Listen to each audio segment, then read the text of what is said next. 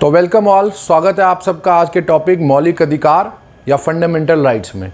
मौलिक अधिकार और फंडामेंटल राइट्स से रिलेटेड चाहे ऑब्जेक्टिव क्वेश्चन हो या डिस्क्रिप्टिव क्वेश्चन हो, आप मेरी वीडियोस को देखकर इन सारे क्वेश्चंस का या प्रश्नों का उत्तर या आंसर कर पाएंगे। तो चलिए स्टार्ट करते हैं आज का वीडियो और आज का टॉपिक। मैं हूं विक्रांत, आप देख रहे हैं पॉलिटिकल साइंस 90+ मार्क्स।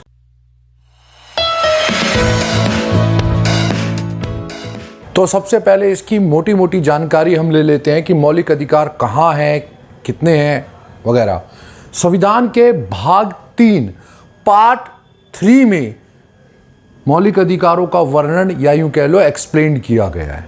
पार्ट 3 हमेशा याद रखना, भाग 3 में। दूसरी बात, अनुच्छेद आर्टिकल 12 से 35 के बीच में सारे अनुच्छेद 12 से मौलिक अधिकार स्टार्ट होते हैं और 35 तक पाए जाते हैं। बड़े विस्तार से इनका बड़े मतलब कहते हैं डिटेल में इन सब अनुच्छेदों में 12 से 35 के बीच में इसका वर्णन या एक्सप्लेन किया गया है मौलिक अधिकार फंडामेंटल राइट्स को। भारत का अधिकार पत्र या मैग्ना कार्टा भी कहा जाता है, इसको बोला जाता भी है। देखो देखो कार्टा या अधिकार पत्र क्या है, अब इसको समझो। 12वीं शताब्दी के आसपास यूं कह लो कि ब्रिटेन के राजाओं ने मजदूरों को कुछ अधिकार दिए और उस अधिकारों को बोला गया, जो अधिकार दिए गए कि मैग्ना कार्टा। तो जब जब किसी को अधिकार दिए जाते हैं उसके लिए मैग्ना कार्टा शब्द का या वर्ड का प्रयोग या यूज किया जाता है। तो इसीलिए इसे भारत का क्या बोला जाता है, मैग्ना कार्टा।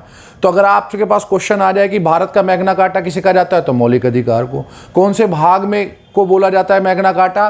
भाग 3 या पार्ट 3 को बोला जाता है। कौन से अनुच्छेद में? अनुच्छेद 12 से 35 ही मैग्ना कार्टा यही अधिकार पत्र, क्योंकि भारत में इन्हीं अनुच्छेद या भाग के जरिए जनता को मौलिक अधिकार दिए गए। तो अब आपको मैग्ना कार्टा पता लग गया होगा। मूल रूप से बेसिकली जब संविधान बन के तैयार हुआ था, मौलिक अधिकार 7 थे, गिनती में 7 थे। ये हमेशा याद रखना। मूल रूप से जब संविधान बना था सबसे पहले, तब ये 7 या 7 थे। 44वें संशोधन अमेंडमेंट से 44 से संपत्ति के अधिकार को, राइट टू प्रॉपर्टी को मौलिक अधिकारों से हटा दिया गया, निकाल दिया गया। कोई भी वर्ड आप यूज कर सकते हो। 44वें संशोधन से या 44th अमेंडमेंट से मौलिक अधिकारों की सूची से या लिस्ट से, फंडामेंटल राइट्स की लिस्ट से संपत्ति के अधिकार को, राइट टू प्रॉपर्टी को हटा दिया गया, मौलिक अधिकारों से हटा दिया गया, निकाल दिया गया। अब यह भी बता दूं कि यह 44वां संशोधन हुआ 1978 में। यह भी बहुत इंपॉर्टेंट है, याद रखना, क्वेश्चन आ जाता है। 44वां संशोधन कब हुआ? तो 1978 में हुआ। 1978 के ही 44वें संशोधन से संपत्ति के अधिकार को मौलिक अधिकारों से हटा दिया गया, निकाल दिया गया। अब संपत्ति का अधिकार फिर कहां है? अब संपत्ति का अधिकार कानूनी अधिकार है, मौलिक अधिकार नहीं है। लीगल राइट है ये आपका, फंडामेंटल राइट ना होकर लीगल राइट है। अब दोनों में क्या अंतर, आगे पढ़ेंगे। और ये कहां है?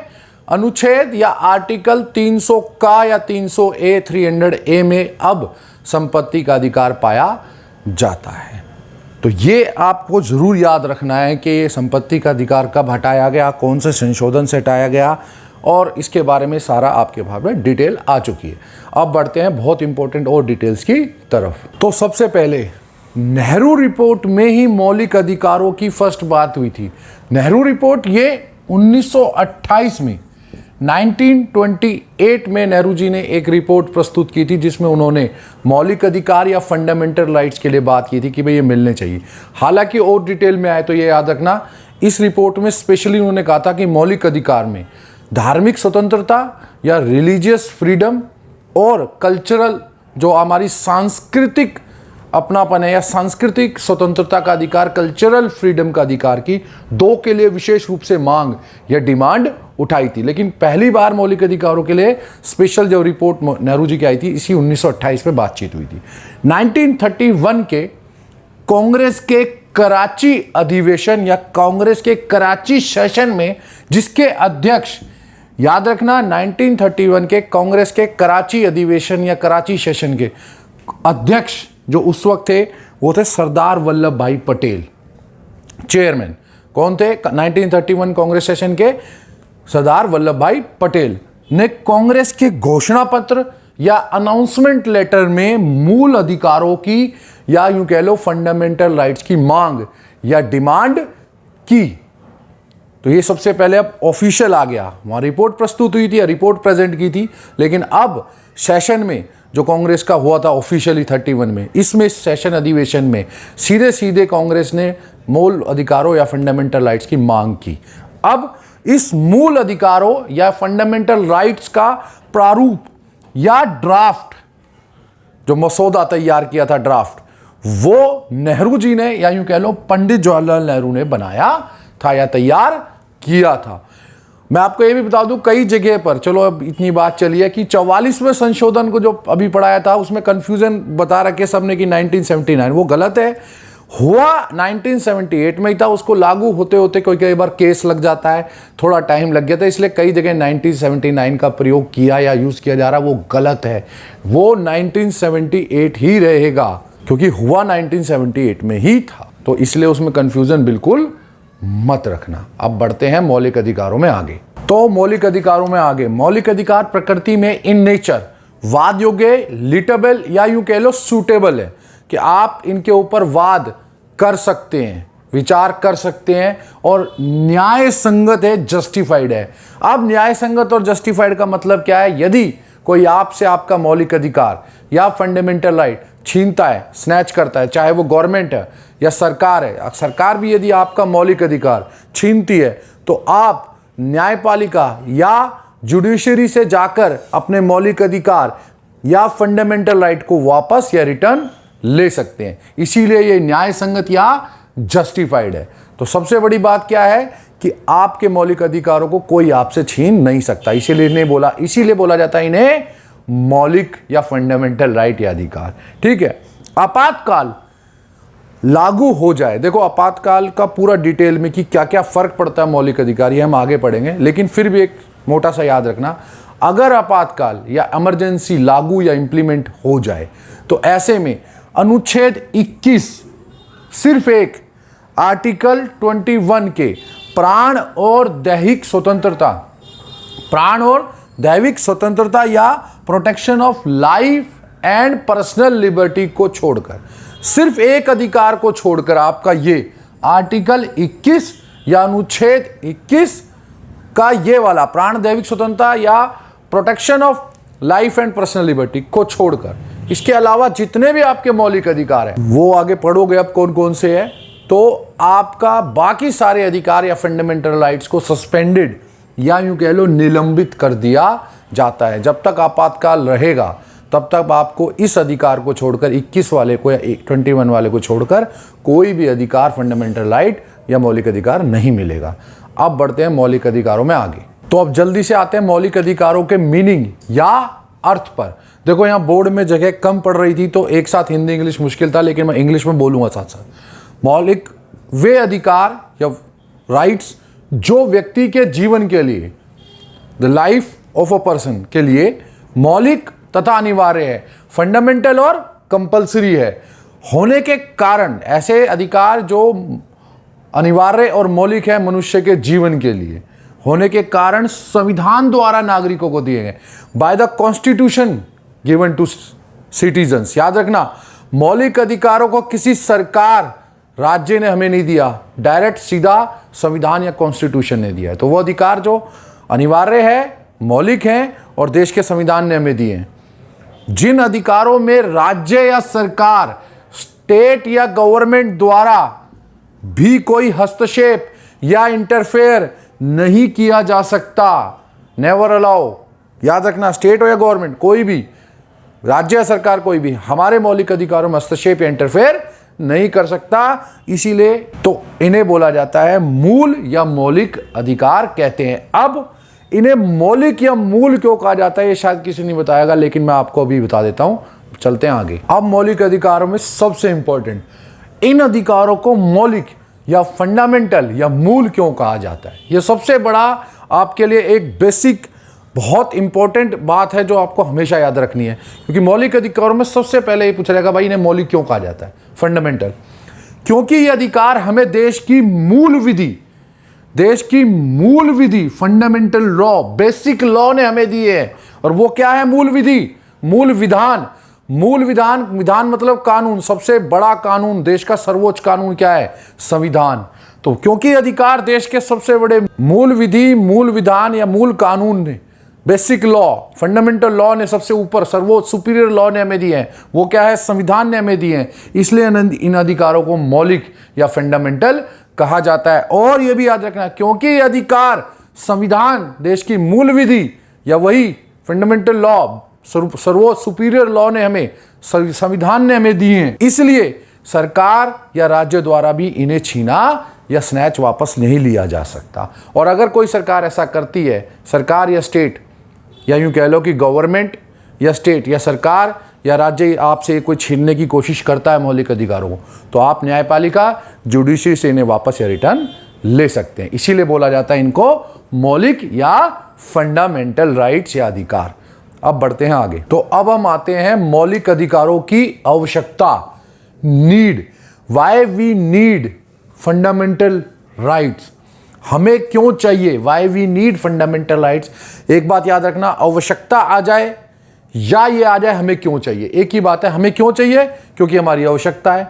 और आवश्यकता क्यों है? क्योंकि हमें चाहिए। तो ये एक ही बात है, हमें क्यों चाहिए या हमारी नीड क्या है, एंड वाई वी नीड, बस एक ही बात है। तो इस बात को थोड़ा अलग करके मत सोचना। आवश्यकता इसलिए है क्यों हमें चाहिए, और हमें क्यों चाहिए, यही एक आवश्यकता बन जाती है। पहला, व्यक्तिगत स्वतंत्रता को राज्य के अराजक कार्यों से बचाने के लिए। आप ये भी कह सकते हो व्यक्तिगत क्या, व्यक्ति को, एक पर्सन को राज्य के अराजक, अराजक मतलब उसके तानाशाही, डिक्टेटर व्यवहार या यूं कह लो शक्तियों के दुरुपयोग, मिसयूज ऑफ पावर से बचाने के लिए, अगर आपको उसको सेव करना है तो आपको क्या करना पड़ेगा, आप उसको अधिकार दोगे, और वो अधिकार जिन्हें राज्य भी छीन ना पाए। तो टू प्रोटेक्ट पर्सन, पर्सनल या ये कह लो पर्सन फ्रीडम या पर्सनल फ्रीडम, बात तो वही हुई, व्यक्ति को बचाओ या व्यक्ति की स्वतंत्रता को बचाओ। फ्रॉम एनार्किक या चयोटिक, जो आप कहते हैं गड़बड़ी से, या एनार्किक जो राजशाही, राजतंत्र या यूं कह लो एक तरह से तानाशाही डिक्टेटरशिप से बचाने के लिए, या मिसयूज ऑफ पावर को रोकने के लिए वर्क ऑफ स्टेट। अगर ऐसा कोई स्टेट ऐसे कोई काम करे जिससे कोई गड़बड़ी हो सकती हो, या आप ये कह सकते हो कि जिससे कोई राजतंत्र, राजशाही या यूं राजा गुलाम वाला व्यवहार करने लगे जब कोई स्टेट या सरकार या गवर्नमेंट, तब आपको जरूरत पड़ती है मौलिक अधिकारों की, या आपको इसलिए आवश्यकता है मौलिक अधिकारों या फंडामेंटल राइट की। अब बढ़ते हैं सेकंड पॉइंट की तरफ। सेकंड पॉइंट या दूसरा पॉइंट इसमें आता है कि हमें मौलिक अधिकार क्यों चाहिए, या आवश्यकता क्या है? अल्पमत लोगों की रक्षा के लिए, टू सेव माइनॉरिटी पीपल। देखो, ये हो सकता है, माइनॉरिटी और अल्पमत का मतलब यह है, अल्पमत जो संख्या में कम है, जिनकी संख्या देश में कम है, माइनॉरिटी कौन है? जो नंबर्स में कम है।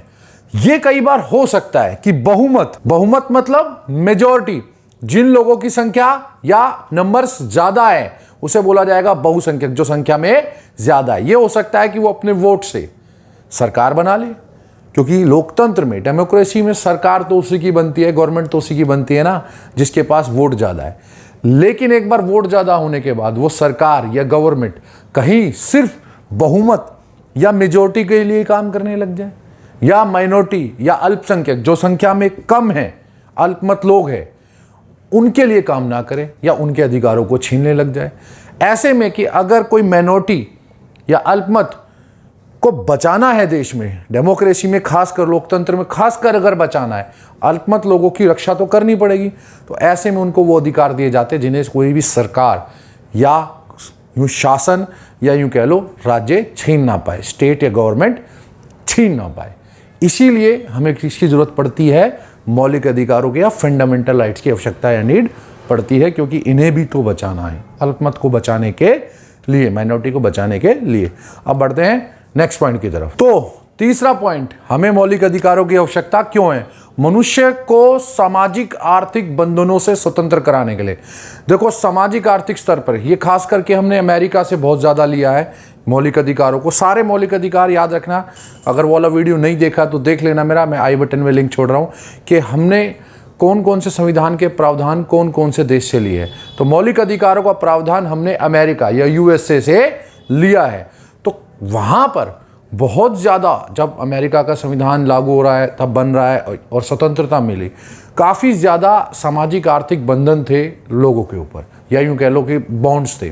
तो उनको उस बंधनों से स्वतंत्र कराने के लिए मौलिक अधिकार चाहिए थे। और हमारे देश में भी जब देश आज़ाद हुआ, एक तो 200 वर्ष की गुलामी, ब्रिटेन से आज़ाद होते हम, और ऐसे में कहीं कोई भी आने वाली सरकार दोबारा से मनुष्य को सामाजिक आर्थिक रूप से बंधक, या यूँ कह लो कि एक तरह से गुलाम ना बना ले, इससे बचाने के लिए क्या ज़रूरी था कि उन्हें मौलिक अधिकार या फंडामेंटल राइट्स दिए जाएं। और तो और मनुष्य के विकास के लिए आवश्यक है, या मनुष्य के विकास के लिए चाहिए ही चाहिए, या मनुष्य के सामाजिक आर्थिक विकास के लिए भी चाहिए। आप विकास भी लिख सकते हो, सामाजिक आर्थिक विकास भी लिख सकते हो। सामाजिक आर्थिक विकास अगर एक मनुष्य को, एक ह्यूमन बीइंग को करना है, तो उसको ये फंडामेंटल राइट्स, अपने मौलिक अधिकार चाहिए।